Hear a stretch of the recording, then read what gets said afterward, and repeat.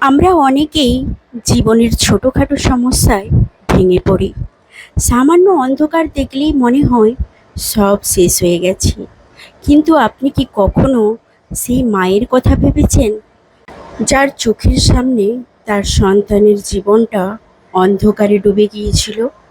কিংবা সেই ছোট্ট ছেলেটির কথা, যার পৃথিবীটা হঠাৎ করেই হয়ে গিয়েছিল নিশতি রাত? হ্যাঁ, জীবন মাঝে মাঝে আমাদের সবচেয়ে কঠিন পরীক্ষার মুখে দাঁড় করিয়ে দেয়।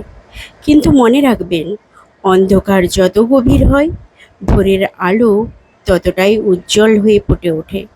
সেই ছোট্ট ছেলেটি যখন তার চোখের দৃষ্টি হারিয়েছিল, সে কিন্তু আশা হারায়নি, কারণ তার পাশে ছিল একজন মা।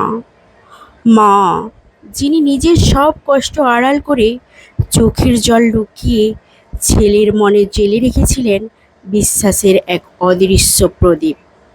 মা তাকে শিখিয়েছিলেন, চোখ বন্ধ থাকলেও মন দিয়ে পৃথিবীর সুন্দর রূপকে অনুভব করা যায়।